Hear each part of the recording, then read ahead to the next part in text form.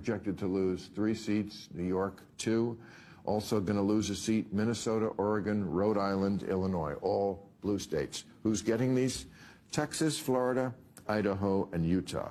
I mean, this looks like game over, you know, and the reason why people are voting with their feet is a lot of what your book is about. Yeah. Taxes and regulation. I certainly have been screaming about it forever. I did 3 years with a sign here that said, how long is it going to take me to get my solar hooked up? 3 years. Talking about it on television in this state. You couldn't do it. This state has almost 400,000 regulations. I just put in a new roof because the fire, I thought, oh, let's get a roof that's not going to burn up. 2 inspections. Why are you inspecting my roof? It's my fucking roof.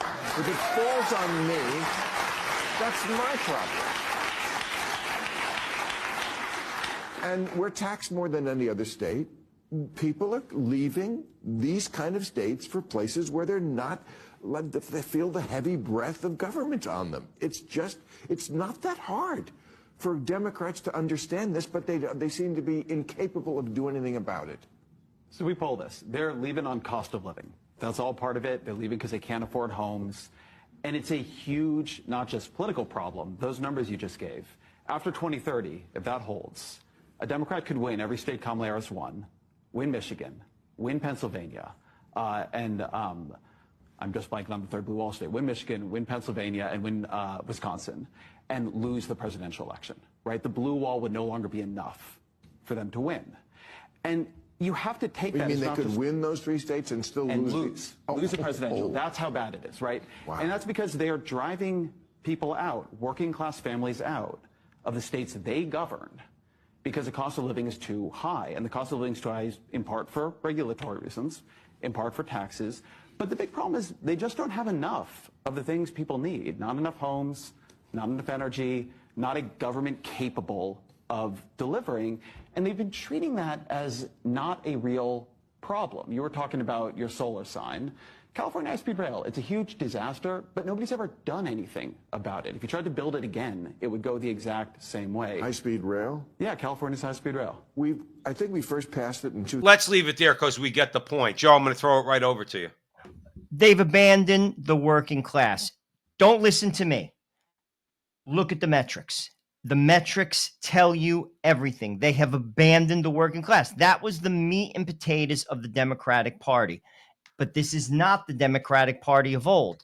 And people cannot live in these states, not to mention the quality of life has gone down. I've heard a number of podcasts talking about California, what he was talking about.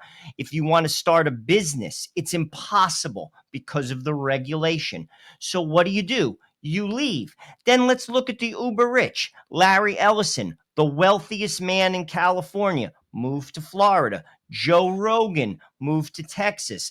Ben Shapiro took his business and moved to Tennessee. Why would you do business in a state that is not pro-business? You wouldn't do it. It's not practical. But here's what they didn't say, and this is what I want people to pay attention to. Everything I just said is common sense. If you're logical, if you're thinking in a linear fashion, if you're thinking in win-loss, balls and strikes, you come to the very conclusion that Bill Maher just came to. Why can't they do that? And I'm going to tell you why. Because it's their religion, Joe. They're trapped in their religion, and they can't let it go. It's more than a political idea. It's a religion. It is a cult-like, it's cult-like behavior. And that's why they cannot come to the conclusions that Maher just came to, and he's a Democrat. No, that's right. Look, you're right. Now, Bill Maher,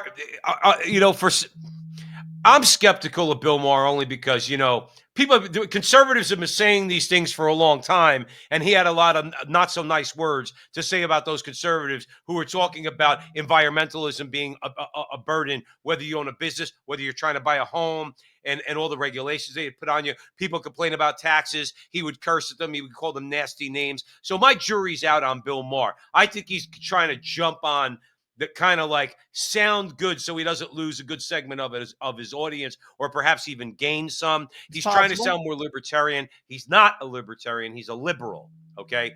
There's a big difference. Okay. So my jury's out. But let's assume for argument's sake he's being sincere. Right, Bill. Right. This is what we've been saying for a long time. We need you to say it. Now, finally, people are waking up and they're moving out of these states. Okay, they're saying, I'm not living in California. I'm going to go to Arizona. I'm not living in California. I'm going to go to Idaho. I'm going to go to Utah. Absolutely right. I got to put up with this. Jersey. I'm surprised more people aren't moving out of New Jersey yet. Well, actually, one of the states that gained is North Carolina. That's drawing from New Jersey heavily right now. A lot of people are moving out of New Jersey and moving to North Carolina. Again, the metrics matter, and the metrics are telling you the story. The Democrats have to get out of the spider web. Someone put into the chat, they said it's not a religion, it's a cult. It's cult-like behavior. The issues, you would think that they have a grasp on the issues.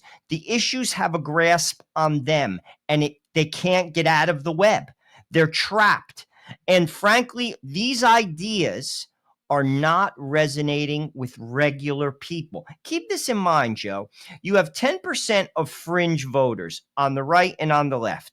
These are people who drink the Kool-Aid, they're diehards. It's the 80% you have to capture. The person that captures the 80% wins. Right. And right now, they're polling at like 26% favorability. Amongst independents, they're polling at 11% favorability. Joe, you cannot win based on those numbers because that's the 80% that you need to win. Oh, well, listen, I don't know. I don't know. Look, there's some things going on right now. All right. If you're joining us here at the front line with Joe and Joe, remember to share, like, subscribe, share, do all that fun stuff. Help us out a little bit. I'm not going to feel bad when two things happen. As one, as Bill Maher pointed out, okay, you have people leaving. All right, you have now. These are concrete results and consequences of the governments of these states, of Illinois, of New York, of California, where people say, "Yep, I'm done." And by the way, did you hear what the one gentleman said? If you lose a congressional seat, you lose an electoral vote, Joe. I didn't catch that, but that's significant. That's what he was. Well, the thing is, you have as many electors as you do congressional representatives. Okay, so if let's say if you Wyoming, I think has like one or two congressmen. They have one or two electoral votes. California's got a lot. Obviously, New York's got a lot. So you have those states that are losing their population, ergo losing their tax base. They're losing electoral votes. All right. That's why he said they could win some of these swing states and still lose because they're losing electoral votes to the red states. Okay.